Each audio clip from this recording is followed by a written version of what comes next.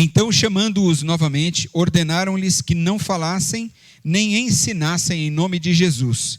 Mas Pedro e João responderam: julguem os senhores mesmos, se é justo aos olhos de Deus obedecer aos senhores e não a Deus, pois não podemos deixar de falar do que vimos e ouvimos. Amém?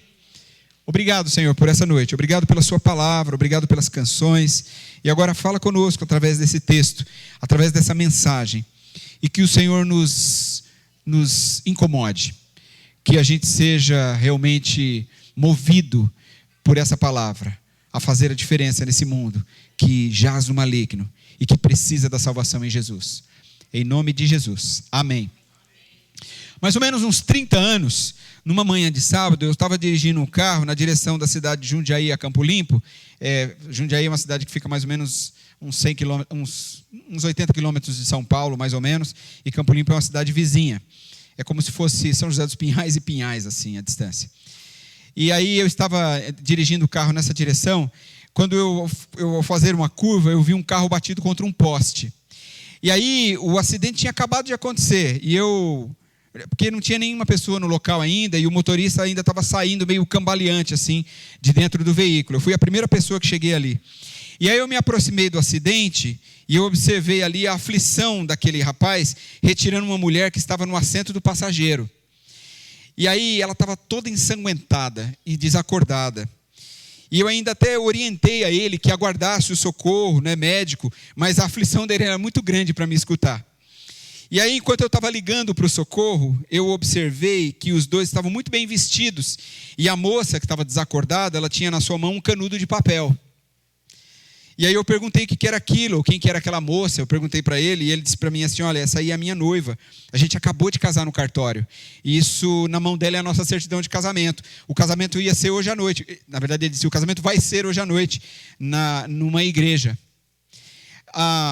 Eu nunca me esqueci do que eu ouvi naquele dia e do rosto daquela moça com aquela certidão de casamento na mão. Até a certidão tinha sangue do corpo dela. E eu me lembro de ter orado ali silenciosamente, pedindo pelo socorro de Deus, pela vida daquela noiva. E aí depois, rapidamente, outras pessoas chegaram, outros carros pararam, né? O socorro médico chegou, e aí todo mundo foi socorrido. E aí, no dia seguinte, as pessoas me informaram que aquele acidente tinha sido publicado no jornal, e a informação era de que aquela moça que se casaria na igreja naquele dia tinha morrido no acidente. E eu fiquei muito comovido com essa situação. E eu não lembro como e nem quem me deu eu consegui o número do telefone daquele noivo. E aí eu entrei em contato com ele, eu disse que ia fazer uma visita para ele. O meu objetivo, sem dúvida, era falar de Jesus para ele. Bom, agora você talvez esperaria que eu contasse para você que eu fui até ele, conversei com ele, né, e aí ele depositou toda a sua dor naquela conversa comigo, e eu pude mostrar a esperança de Jesus para ele, mas infelizmente eu não posso falar isso para vocês, porque infelizmente eu não o visitei. Eu acho que uma das maiores dificuldades que os cristãos ateus como eu, muitas vezes sou também, que os cristãos ateus possuem, é a de não compartilharem a sua fé. E todo cristão sabe dessa ordem imperativa de ir por todos os lugares do mundo, pregar o evangelho, fazer discípulos de todas as nações, mas definitivamente poucos de nós cumprimos mesmo esta missão. Quando nós lemos um texto bíblico como esse aqui de Atos capítulo 4, a gente se empolga com este compromisso, essa coragem de Pedro e de João, mas a verdade é que não passamos dessa fase medíocre de contemplação. A história vencedora aqui de Atos dos Apóstolos mostra, né, você viu aí na história, você deve conhecer, se você não conhece eu vou contar rapidamente para você, que os apóstolos, Pedro e João, tinham curado ali um aleijado que pedia esmola à porta do templo, e aí eles foram presos, Pedro e João, por pregarem o evangelho de Jesus ali. Foram presos por fazer o bem, né? Então, a mensagem anunciada por eles, de maneira simples, clara e bem objetiva, era essa aí que você está vendo. Olha, eles disseram assim: saibam, senhores, esse é o resumo da mensagem, e todo o povo de Israel, que por meio do nome de Jesus Cristo, o Nazareno, a quem os senhores crucificaram, mas a quem Deus ressuscitou dos mortos, este homem está aí curado diante dos senhores. ele está dizendo assim, ó, não é mérito nosso, tá bom? A gente não é o mega apóstolo, a gente não é o cara, não é? É por causa de Jesus de Nazaré. Este Jesus, ele dá o crédito a Jesus, a quem deve ser dado. É a pedra que vocês construtores rejeitaram, a que se tornou a pedra angular. Ele faz uma menção no Antigo Testamento, para ficar bem claro aí na cultura, mentalidade, na religião, no pensamento judaico. E aí ele diz, não há salvação em nenhum outro, pois debaixo do céu não há nenhum outro nome dado aos homens, pelo qual devamos ser salvos. Então, o resumo da mensagem do evangelho, da pregação evangelística, está aí, nesses poucos versículos. E aí, quando eles receberam as ordens do Sinédrio, de que nem mesmo tocassem mais no nome de Jesus, olha, tudo bem, a gente entendeu, que bonito, curaram e tal, mas vamos combinar uma coisa? Não falem mais. Não fiquem mais pregando sobre esse Jesus, não fiquem mais falando essas coisas aí, isso vai dar problema para vocês. Vocês têm família, entendeu? Vocês têm a vida de vocês, vocês têm o trabalho, volta a fazer a vida de vocês, sigam em frente, não é? E qual foi a resposta de João e de Pedro? A resposta foi essa aí, versículos 19 e 20. Julguem os senhores mesmos, se é justo aos olhos de Deus, pode colocar o versículo, obedecer aos senhores e não a Deus, pois não podemos deixar de falar do que vimos e ouvimos. Eu não sei como que você vê esses versículos, mas eu vejo Pedro e João dizendo algo mais ou menos assim, meus amigos, o que este Jesus que vocês estão falando fez na nossa vida, os milagres que ele operou, as pessoas que ele curou, os ensinamentos que ele deu, a caminhada dia a dia com ele, a amizade que nós conseguimos desenvolver com Jesus, não tem como a gente conter isso. Aí eles assim, olha, julguem vocês mesmos diante de tudo isso, se tem como a gente não continuar divulgando o nome do nosso Senhor. Nós não podemos deixar de falar das coisas que temos visto e ouvido. É assim, olha, a gente viu muita coisa, a gente ouviu muita coisa, a gente viveu, a gente estava no meio, a gente estava lá quando ele multiplicou pães, a gente estava lá quando ele ressuscitou pessoas, a gente estava lá quando ele fez cegos verem, surdos ouvirem, mudos falarem, aleijados andarem, nós estávamos lá. Ele pregou mensagens extraordinárias, deu ensinamentos únicos. Nós não podemos deixar de falar das coisas que nós vimos e ouvimos.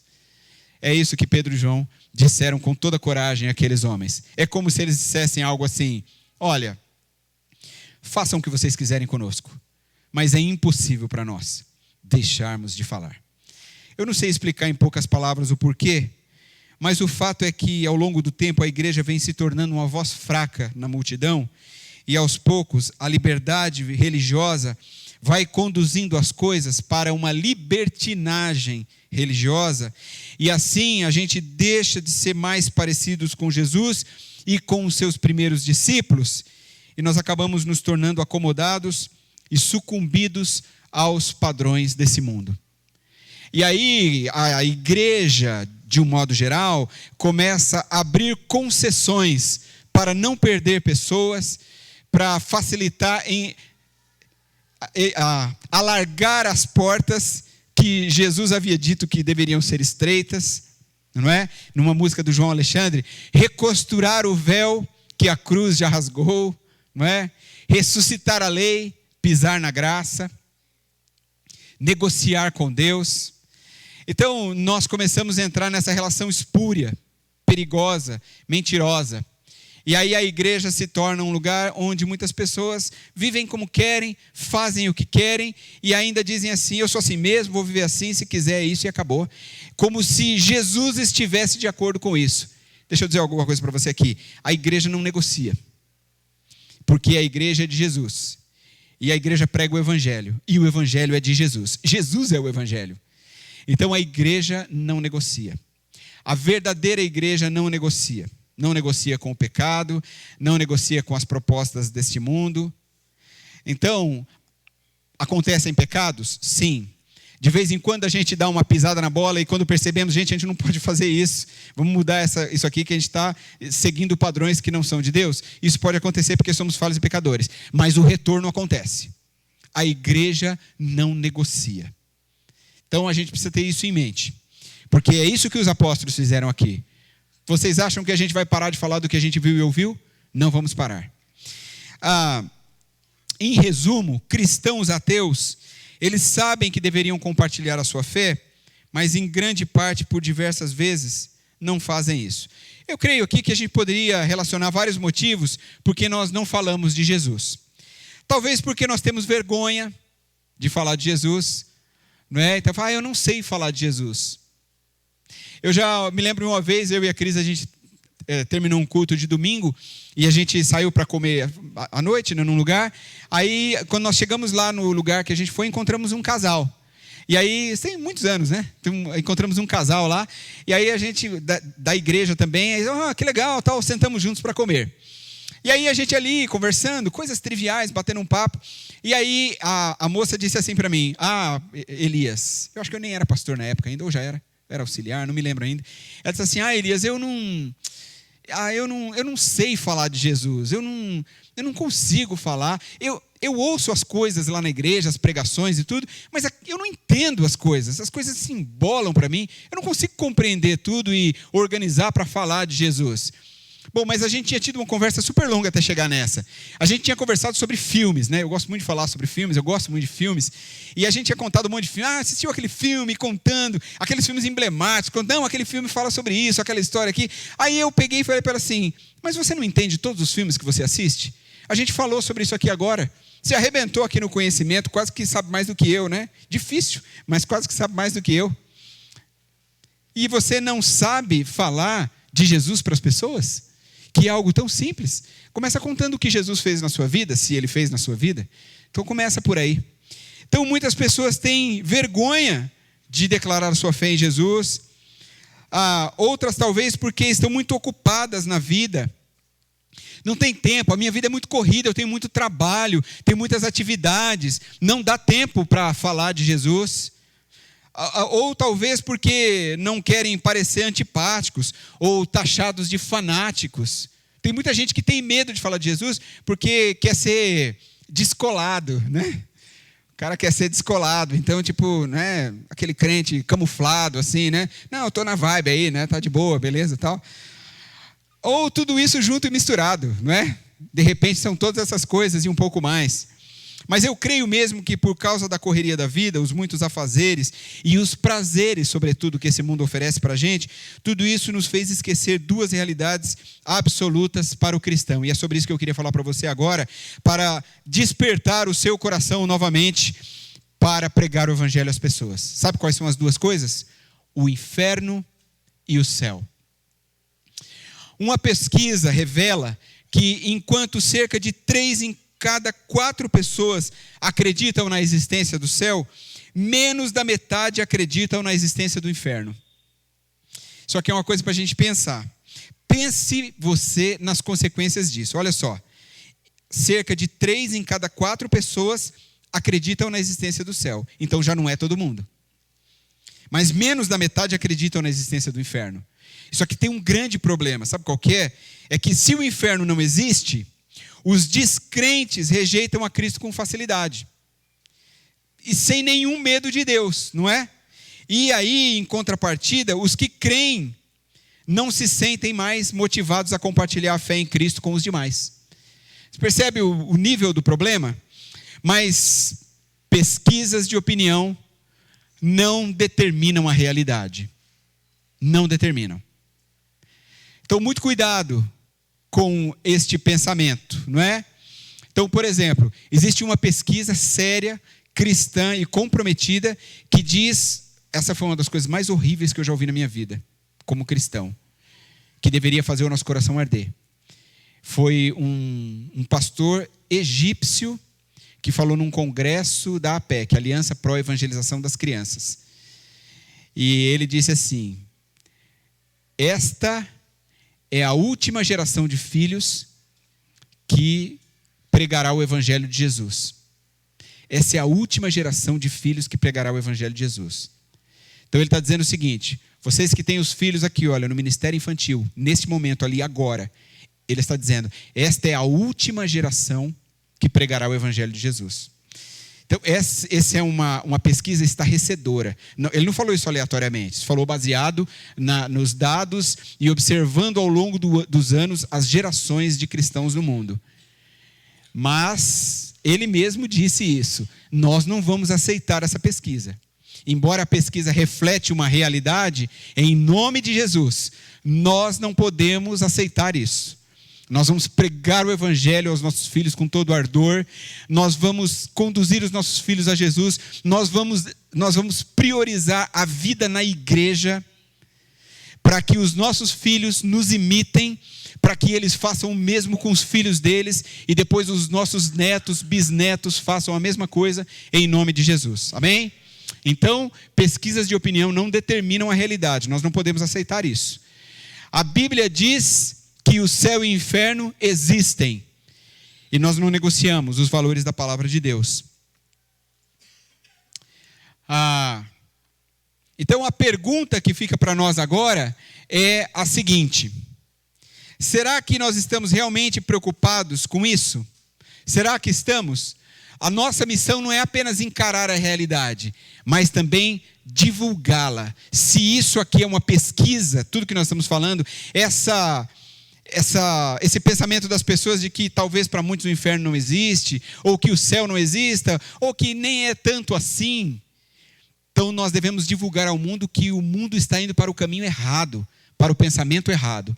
Olha só, será que estamos realmente preocupados com isso? Então, quando foi, por exemplo, a última vez que nos sentimos responsáveis por alguém a ponto de orar e, se for o caso, até jejuar por alguém que precisa ser alcançado?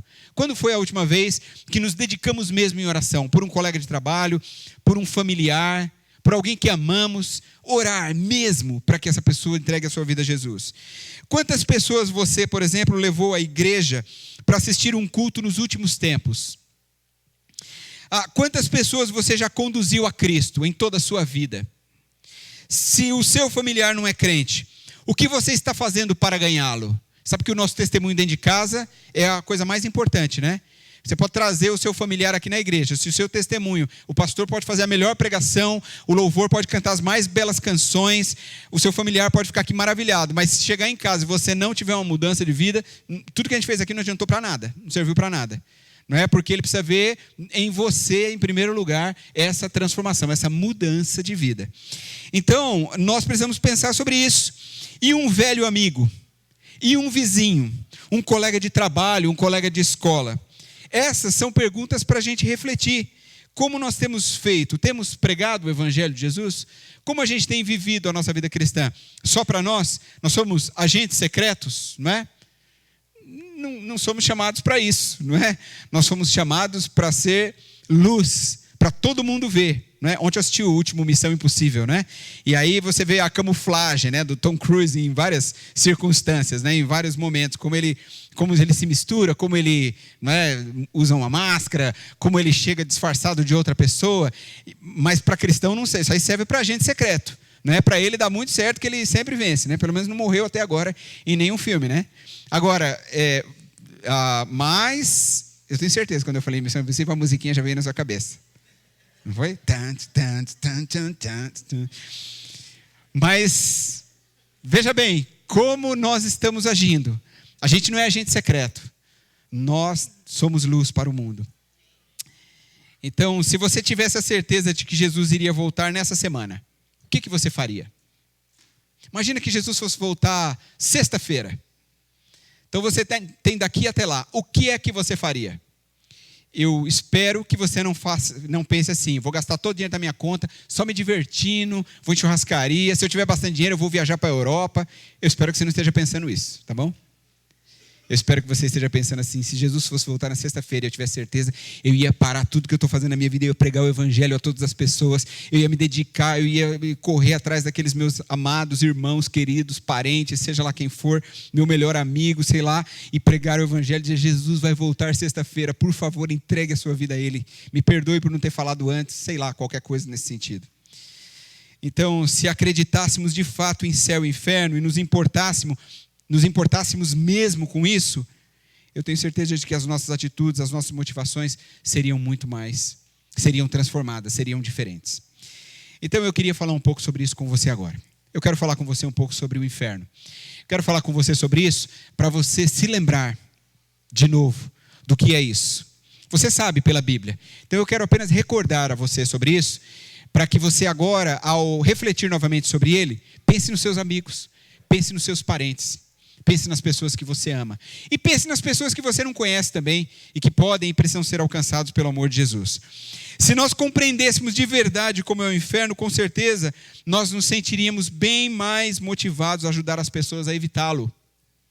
Porque o inferno é um lugar de sofrimento indescritível. A Bíblia escreve sobre o inferno. Mas, preste atenção, quem escreveu sobre a Bíblia, tudo bem, ele foi iluminado pelo Espírito Santo. Mas ele não foi ao inferno para escrever sobre ele. É indescritível.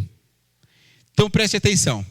Olha o que está escrito, por exemplo, em Apocalipse, capítulo 14, do versículos 9 a 11, quando um anjo fala sobre quem vai adorar a besta, e isso nos dá um sinal a respeito do que é o inferno. Ele diz: se alguém adorar a besta e a sua imagem, e receber a sua marca na testa ou na mão, pense como você quiser. Se você quiser perder tempo sobre isso aqui, fique perdendo tempo, mas eu acho uma bobagem, foque no que importa. Também beberá do vinho do furor de Deus, que foi derramado sem mistura no cálice da sua ira. Será ainda atormentado com enxofre ardente, na presença de santos anjos e do Cordeiro. Você consegue imaginar essa cena? Os anjos e o Cordeiro estão presenciando essa cena. E a fumaça do tormento de tais pessoas sobe durante 1 ano, durante 10 anos, durante 100 anos, durante 1000 anos, para todo sempre. Quando você está no meio de uma aflição horrível, uma dor insuportável, por exemplo, numa espera desesperada, mas você sabe que vai acabar, não é? Imagine que você está doente, e aí você fala assim: eu sei que quando eu chegar no médico ele vai dar uma injeção, né? Uma medicação cavalar, e aí vai passar. Você faz uma cirurgia, vai ser difícil a recuperação, mas você vai ficar bem. Eu estou com uma fome terrível, mas quando eu chegar... Não estou, eu estou falando agora, né? Estou com uma fome terrível, mas quando eu chegar em casa eu vou comer, ou se vou sair daqui vou comer alguma coisa, está tudo certo. Sofrimento eterno, sem a menor perspectiva de melhora.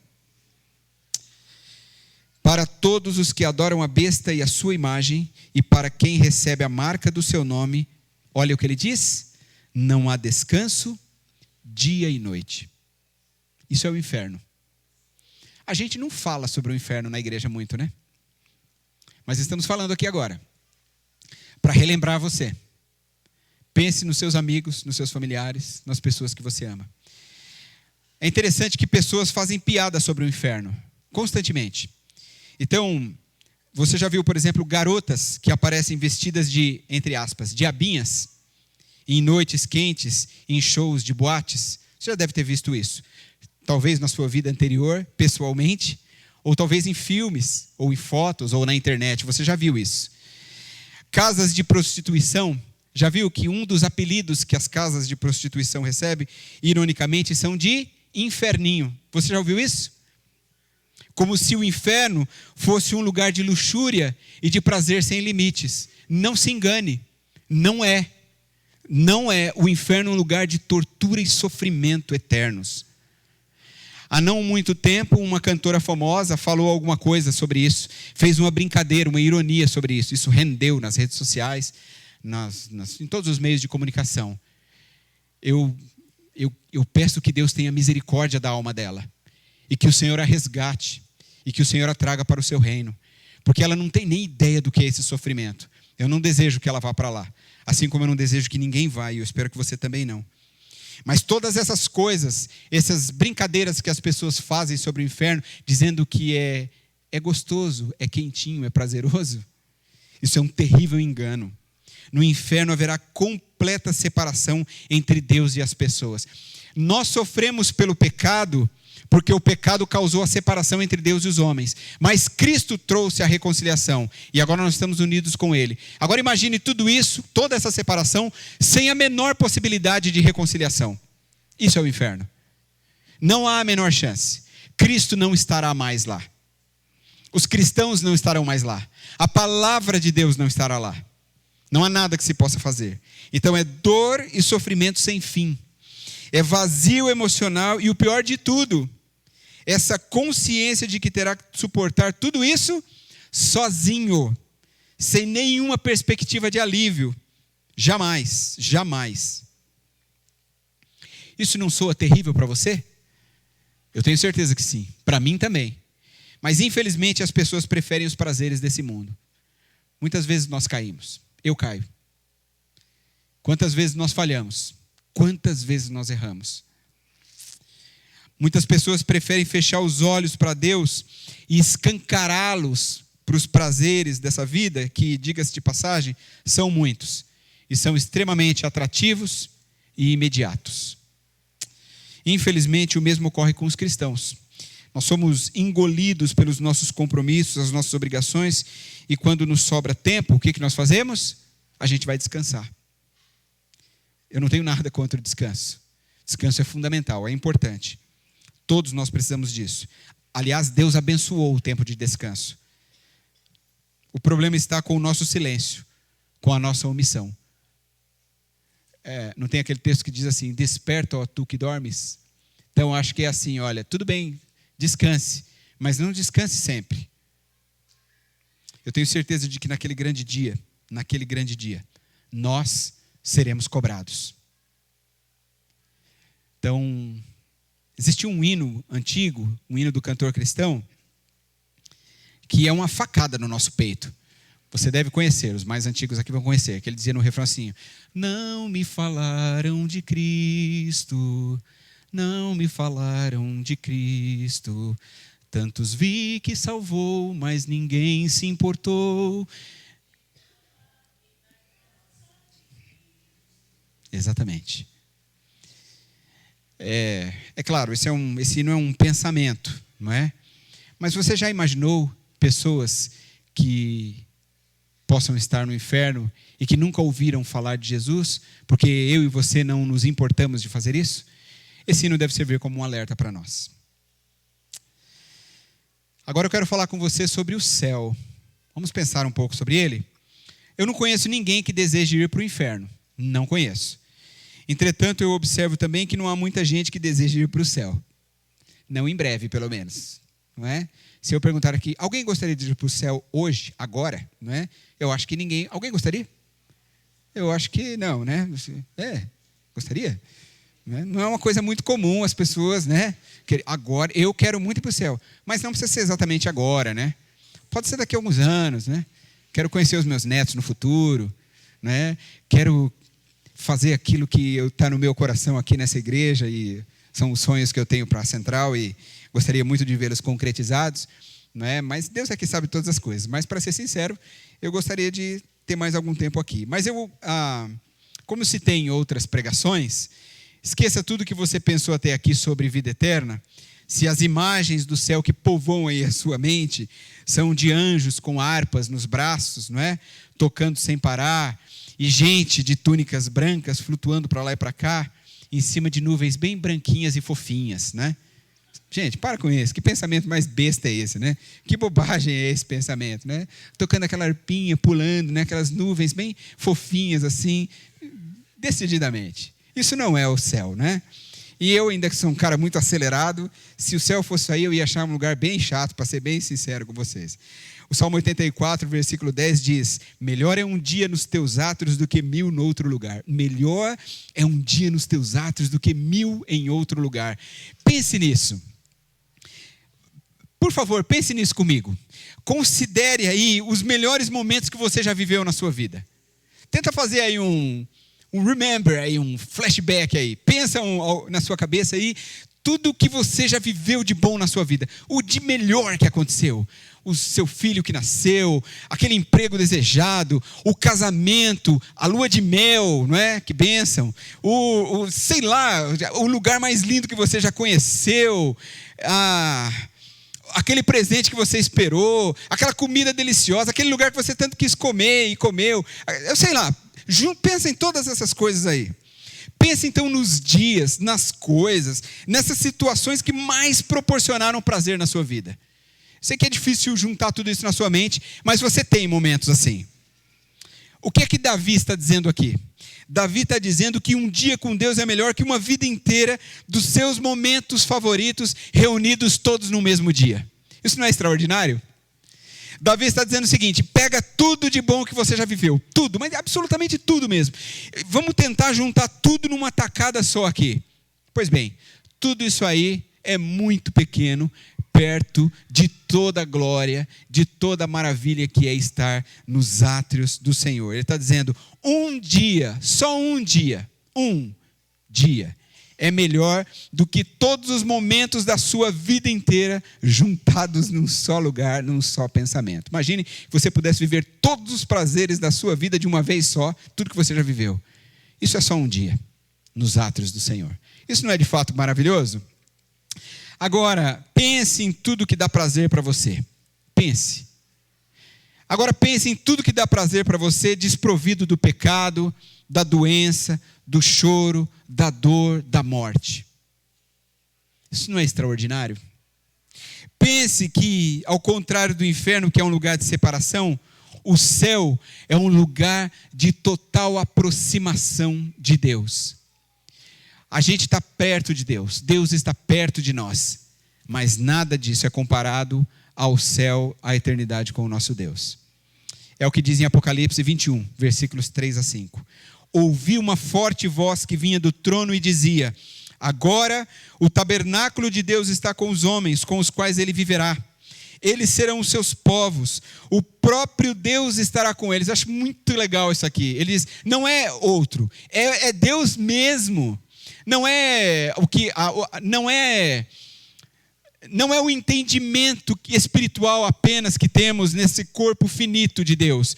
É o próprio Deus mesmo, é Ele que estará ali entre os homens. Estará com eles e será o seu Deus. Ele enxugará dos seus olhos toda lágrima. Não haverá mais morte nem tristeza, como cantamos agora há pouco, nem choro nem dor, pois a antiga ordem já passou. Isso é passado. Aquele que estava assentado no trono disse, esse texto é demais, estou fazendo novas todas as coisas. Ficou tudo para trás. Aqui agora é tudo novo, meu amigo. E acrescentou, escreva isso, pois essas palavras são verdadeiras e dignas de confiança. Agora aqui vem o meu pensamento, tá bom? O João está recebendo essa revelação aqui no Apocalipse. E aí quando Deus começa a falar tudo aquilo ali para ele, o Espírito começa a falar com ele, ele para de escrever, porque ele fica assim, é isso é demais. E aí ele fala tudo isso, aí o Espírito fala assim, escreve o que eu estou falando, escreve. E aí ele começa a escrever, escreve porque eu estou falando é verdade. Tudo isso vai acontecer na vida de você. Eu sei que você está aí, né? Deslumbrado, mas para escrever. E aí ele escreve tudo, para que chegue até nós hoje. Na minha mente eu creio que no céu, na minha mente eu creio no céu, e na minha mente eu creio também na existência do inferno. As minhas convicções também me conduzem a isso. Mas vamos combinar que na prática, o modo como muitas vezes vivemos os nossos dias, não reflete aquilo que nós declaramos. Porque se fosse o contrário, eu oraria mais, eu compartilharia mais a minha fé com as pessoas. Então, se nós crêssemos mesmo, de verdade, eu acredito que a nossa vida seria muito diferente do que realmente ela é. Então eu quis trazer para você um pouquinho aqui do inferno segundo a Bíblia e do céu segundo a Bíblia, para refrescar a sua memória. Eu sei que você já sabia essas coisas, mas para refrescar a sua memória, para você saber o quão terrível é o inferno e não se deseja que ninguém vá para lá, e quão extraordinário e maravilhoso é o céu, e como desejamos que as pessoas estejam lá, inclusive nós, para que você possa divulgar de Jesus às pessoas. Não deixe de falar das coisas que você tem visto e ouvido. Amém? Agora eu quero finalmente lançar aqui desafios para você compartilhar a sua fé. Nós não fomos chamados para ser detentores do Evangelho. Nós fomos chamados para ser proclamadores do Evangelho. O Evangelho não precisa ficar sendo defendido, não é? Jesus não precisa de defesa, gente, não é? Nós temos visto aí muitos ataques ao nome de Jesus, infelizmente. E aí nós nos ressentimos, porque Ele é o nosso Senhor, não é? Eu detesto quando alguém faz uma crítica, uma palavra irônica contra a igreja, coloca tudo no mesmo balaio, né, e diz, profere palavras. Quando as pessoas fazem brincadeiras com Jesus, não é? Há um Natal aí, há um tempo atrás, um ator global fez um filme, né? Eu fiquei muito indignado com isso. Eu fiquei indignado. Eu acho um desrespeito com a fé das pessoas, não é? Nós não faríamos isso com nenhuma outra religião. Por que vão fazer isso com os cristãos? Mas eu gostei de uma palavra do Hernandes Dias Lopes, quando ele, comentando sobre isso aí, não é? E aí ele disse o seguinte, Jesus não precisa de defesa. Claro que nós nos ressentimos, é o evangelho de Jesus. É claro que entristecemos. Maria deve ter chorado quando viu o seu filho sendo crucificado, não é? Mas Jesus não precisa de defesa. O evangelho de Jesus é vencedor. As portas do inferno não prevalecem contra a igreja de Cristo. Jesus disse, se eles me perseguiram, vou perseguir vocês também. Isso vai acontecer. E, infelizmente, cada vez mais. Então eu quero lançar aqui alguns desafios para o compartilhar da nossa fé. A primeira coisa é, esteja sempre pronto. O apóstolo Pedro traz para a gente um conselho muito interessante sobre isso, que está em 1 Pedro 3,15, pode colocar, diz assim, antes santifiquem Cristo como Senhor no coração, estejam sempre preparados para responder a qualquer que lhes pedir a razão da esperança que há em vocês. É impossível para mim ler esse versículo e não lembrar da maneira como meu pai evangelizava. Sabe como ele evangelizava? O tempo todo. Nunca ele deixava de evangelizar alguém. A gente passava no pedágio, ele entregava um folheto para a pessoa que estava ali. A gente ia consertar o pneu do carro, ele falava de Jesus enquanto o cara estava consertando o pneu. O azar dele, se ele gostasse ou não, enquanto ele está consertando. Ele que apressa, então, se ele não gosta de ouvir. Porque ele ia falar mesmo, né? Conversava com o vizinho, falava de Jesus. Conversava com as pessoas, estava falando de Jesus o tempo todo para as pessoas. Ele vivia esse versículo aí na prática, não é? Em todo tempo, preparado para falar de Jesus em toda e qualquer circunstância, sem medo. Nem sempre as pessoas vão parar diante de você e dizer assim, olha, fala para mim mais sobre esse Jesus. Mas o conselho de Pedro aqui é o de que nós devemos estar prontos para compartilhar de Jesus com as pessoas. Sempre prontos. Sempre, em qualquer ocasião. Deu a brecha, fale de Jesus. Lembra que eu contei para vocês que eu estava vindo de Uber um dia, aí o Uber parou ali no semáforo, ali perto do velório municipal. Aí ele olhou e falou assim, aqui é onde termina a vida de todas as pessoas. Na hora que ele falou assim, eu acho que Deus falou assim, eu senti Deus falando assim, ó, se você não falar agora, porque depois dessa deixa, eu não deixo você nem chegar vivo na igreja. Alguma coisa vai acontecer, porque pelo meu amor, né? Agora você tem que falar, não é? E aí foi a minha oportunidade de dizer para ele assim, não, meu amigo, a vida não termina aqui não. E aí eu preguei o evangelho para ele. Bom, a partir do momento que você começa a fazer isso, você vai ficar impressionado. E você vai constatar quantas pessoas estão genuinamente famintas por ouvir a verdade vinda de um coração sincero e afetuoso como o seu. Não precisa dar carteirada em ninguém, não precisa determinar nada, não precisa ficar pichando maldição, pelo amor de Deus, não é? Pregar o Deus terror, não precisa. Mas mostre o amor de Jesus, mostre o nome de Jesus, o sacrifício dele na cruz. Diga para as pessoas, eu amo quando as pessoas dizem assim para mim, você não faz isso aí porque você é crente, né? Essa é a coisa que eu mais gosto de ouvir. Que aí é a minha chance de dizer assim, não tem nada a ver com o fato de eu ser crente, não. É porque eu sou de uma igreja. Porque senão o pastor lá da sua igreja, ele vai brigar com você. Não, até porque eu sou o pastor da igreja. Não, mas não tem nada a ver com o pastor, não tem nada a ver com a igreja. Isso tem a ver com a minha relação com Jesus. Eu não faço porque o que Cristo fez na minha vida, eu decidi não ir por esse caminho. É só por isso. Mas ninguém manda em mim, não. Só Jesus é que comanda a minha vida, tá certo? Essa é a deixa aí para você falar de Jesus para as pessoas. A segunda coisa que eu quero apontar aqui para você como um conselho prático é convide alguém para ir à sua igreja. Um exemplo bíblico muito interessante sobre o compartilhar da fé é a mulher samaritana, né? Que dialogou com Jesus. Naquela cultura, ela era uma mulher cheia de falhas e falar com um homem em público, você sabe, era terrível, discriminado pela sociedade e tal. Mas Deus usou essa personagem improvável para estender a muitos o amor de Cristo. E aí depois de ser transformada pela graça de Jesus, a gente acabou de cantar uma música sobre isso, né? Aquela mulher sentiu a necessidade de contar para todos os samaritanos o que já havia acontecido na vida dela. E olha o que é que diz João 4, 28 a 30. Então, deixando o seu cântaro, a mulher voltou à cidade e disse ao povo, olha ela evangelizando aí, venham ver um homem que disse tudo o que tenho feito. Será que ele não é o Cristo? Uma samaritana percebeu o que o judeu não percebia. Então saíram da cidade e foram para onde ele estava. Evangelismo. E aí mais à frente, no mesmo capítulo, a gente vê os resultados dos esforços daquela mulher, quando ela diz, muitos samaritanos daquela cidade creram nele por causa do seguinte testemunho dado pela mulher. Ele me disse tudo o que tenho feito. Esse homem sabia da vida dela. Esse foi o ponto de partida para aquela evangelização. Você percebe? Você pode fazer a diferença semelhante na vida das pessoas com um simples convite. Você pode convidar alguém para vir à sua igreja, à sua casa, ao seu pequeno grupo.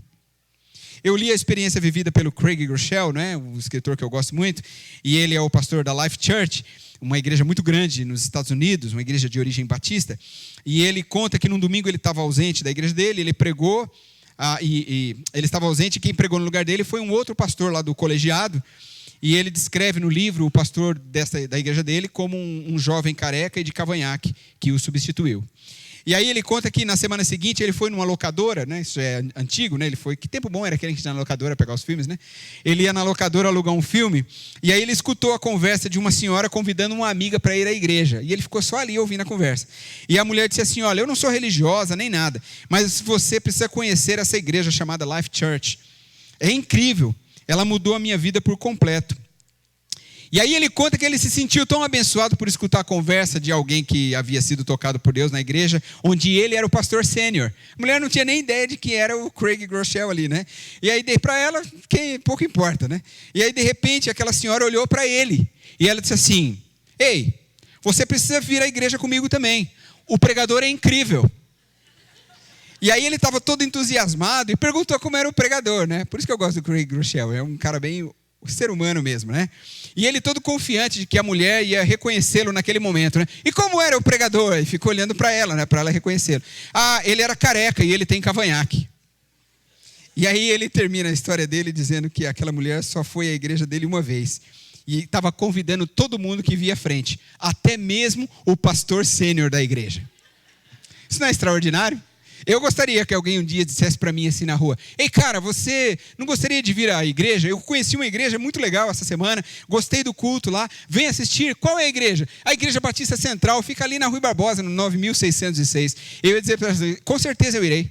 Eu estarei lá no domingo, com toda a certeza.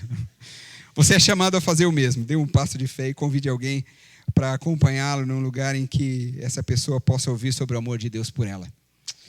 Você conhece o nosso estilo de igreja. Você sabe a nossa metodologia que a gente está implantando aqui. Você não precisa ter vergonha de trazer ninguém aqui.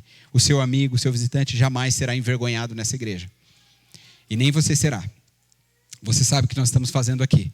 Nós estamos propagando o evangelho de Jesus Cristo por meio do convite. E você não pode ficar de fora disso, de convidar as pessoas. Amém? A outra coisa que eu quero dar de conselho a você é compartilhe a sua história de fé. Eu acredito que o melhor sermão evangelístico que existe é o nosso testemunho de conversão. Contar o que Jesus fez na nossa vida, de como nós éramos, de como a gente vivia, por onde a gente andava e para onde o Senhor nos trouxe. E como Ele tem poder para transformar vidas. Porque Ele transformou a minha vida, transformou a sua. E pode transformar a de tantos outros. Você lembra daquela história da cura do cego de nascença? Quando os fariseus vieram perguntar para ele, ele contou a sua história, que foi simples. Esse foi o jeito dele compartilhar a sua fé. Eu não sei se ele é pecador ou não. Não sei, não tenho a menor ideia. Uma coisa eu sei, eu era cego e agora eu vejo. Ele está dizendo assim, olha, vocês nunca fizeram nada por mim. Esse homem que eu não tenho nem ideia de onde surgiu, ele veio, olhou para mim com um olhar de misericórdia e me curou. Uma das maneiras que nós temos usado para ajudar as pessoas novas convertidas a compartilharem sua fé na nossa igreja é orientando elas a escreverem a sua profissão de fé, para elas declararem no dia do seu próprio batismo. Então, se elas não quiserem recitar, elas podem escrever. E sabe onde você pode usar isso depois? A vida inteira. Você pode usar esse testemunho, contar o que Jesus fez na sua vida. Eu creio que é uma ferramenta extraordinária para levar outras pessoas a Jesus. Não é preciso que a sua história seja de um usuário de drogas, que agora foi liberto, ou você era um serial killer, não é?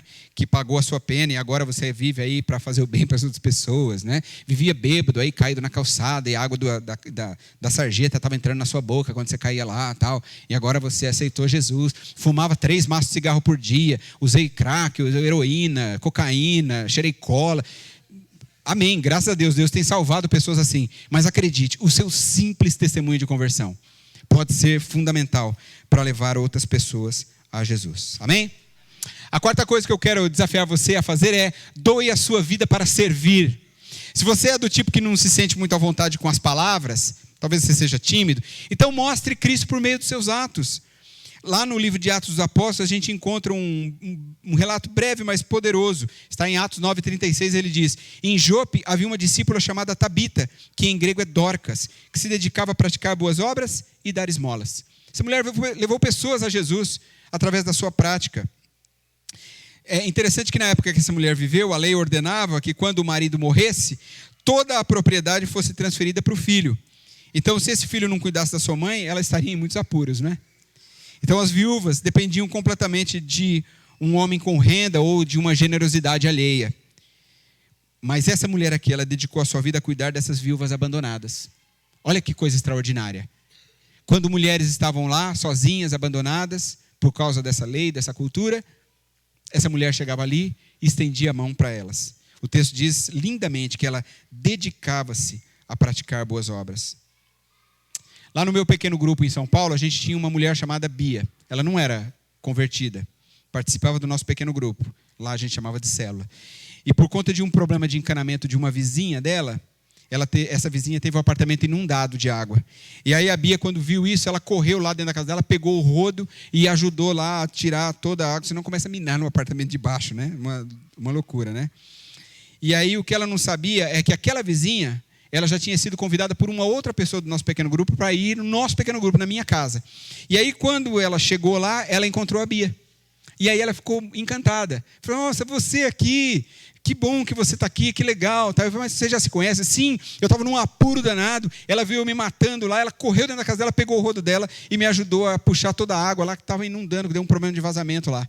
Um ato singelo, mas que fez toda a diferença na vida daquela mulher. Eu não estou querendo dizer com isso que boas obras salvam ou nos colocam em vantagem sobre as outras pessoas, não é isso.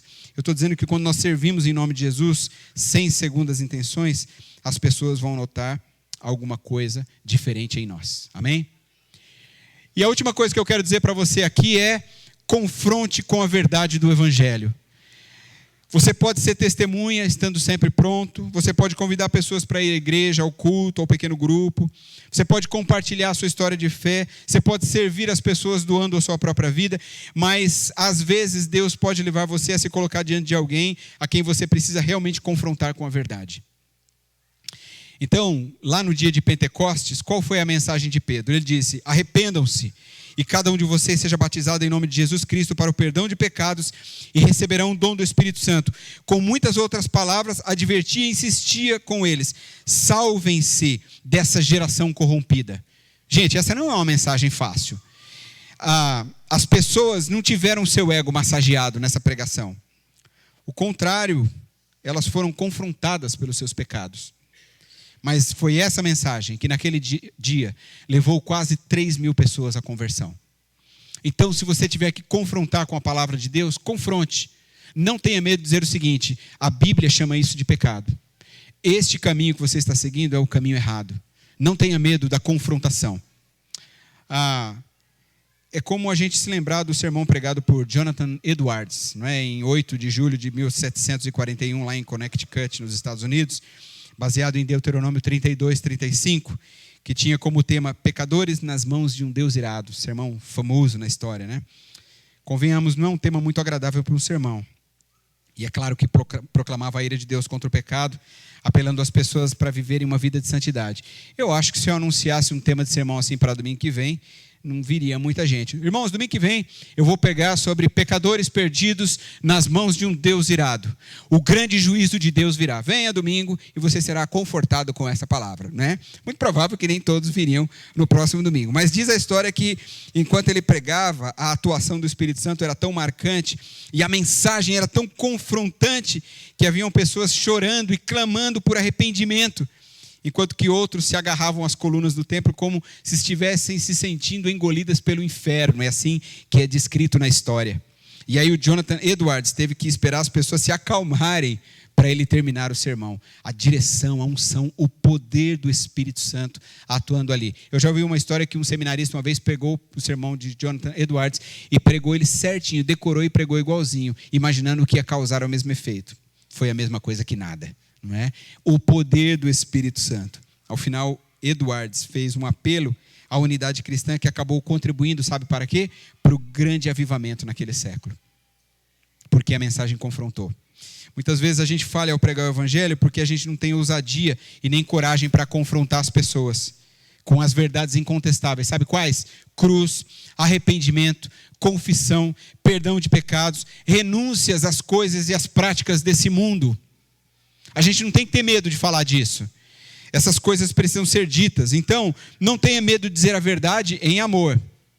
A gente está vivendo num mundo relativista e é por isso que as pessoas estão em busca da verdade. Experimente fazer isso. Vai ser ousado, claro, mas também vai ser desafiador explicar às pessoas por que não negociamos os valores da palavra de Deus. Amém? Eu preciso terminar, eu já falei demais aqui. Eu quero encerrar contando uma última história. A equipe de louvor pode subir aqui, por favor. Olha essa história aqui interessante. Um senador americano cristão, ele deu uma festa na sua casa para os seus amigos e para os companheiros de trabalho no governo. E aí eles estavam reunidos naquela noite, pessoas de alta classe social naquela festa. E aí no meio da festa, o pai daquele senador, um homem muito fervoroso, um cristão que também estava lá, ele se aproximou de um dos convidados em meio a uma conversa, e aí ele perguntou àquele homem assim: meu amigo, como vai a sua alma? E aí disse que o filho dele, senador, ficou meio desconcertado, achando que isso não era um momento adequado para ficar pregando de Jesus para as pessoas. E aí ele meio que entrou ali na conversa, na rodinha, e meio que tirou o pai dele dali, para não continuar, enfim, né? Não era um momento na vista daquele filho para evangelizar alguém. E aí passou algum tempo, o pai daquele senador veio a falecer, este homem faleceu. E aí em seu velório, dentre as muitas coroas de flores que recebeu, uma delas trazia escrita a seguinte homenagem póstuma: ao homem que se preocupou com a minha alma. Eu acho que essa história deve falar para a gente, né?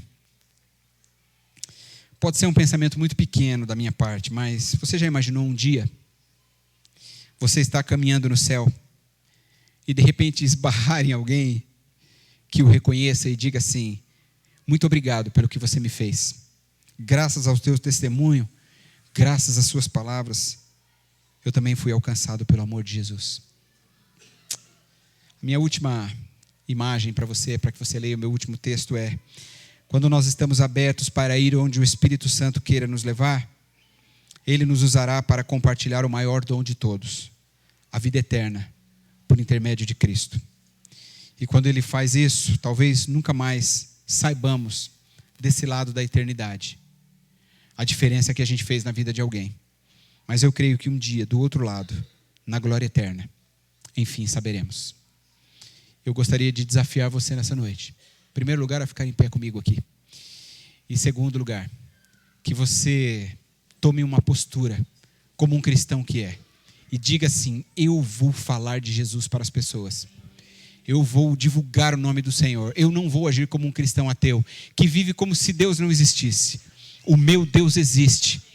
Ele é o Pai de Jesus Cristo, nosso Salvador.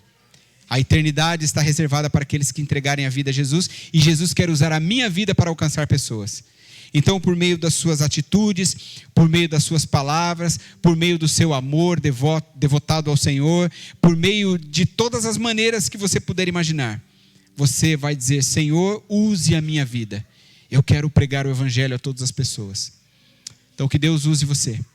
Que você seja desafiado por esse grande amor de Jesus, para que você seja um instrumento, um vaso de Deus, para para espalhar o evangelho a todas as pessoas. Você já parou para pensar se cada um de nós, no espaço de um ano, por exemplo, ganhássemos uma pessoa, para Jesus?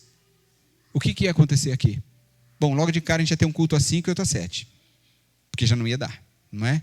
Porque a gente ia dobrar o nosso número. Se cada um de nós colocasse no nosso coração assim: eu vou ganhar uma pessoa nesse ano para Jesus. Estamos em junho, até junho do ano que vem, eu vou ganhar uma pessoa, pelo menos uma pessoa para Jesus. Não é para a igreja, tá bom? Não é para você, é para Jesus. Talvez essa pessoa não vai estar aqui conosco, vai estar em algum outro lugar. Amém. O que importa é a entrega para Jesus. Mas faça isso. Quero desafiar você então a viver isso no Evangelho de Cristo. Nós vamos cantar uma canção que já cantamos muitas vezes aqui em nossa igreja, mas que eu não consegui imaginar nenhuma outra para esse momento, que pudesse ser a nossa oração, a nossa dedicação ao nosso Deus. Dizer: Senhor, se eu não for, quem irá? Se eu não estender as mãos, quem o fará? É a mim que o Senhor quer usar. Então eu quero que você cante essa canção como uma oração, uma dedicação, dizendo: Senhor, usa a minha vida. Eu quero ser um instrumento para conduzir outras pessoas a Jesus. Vamos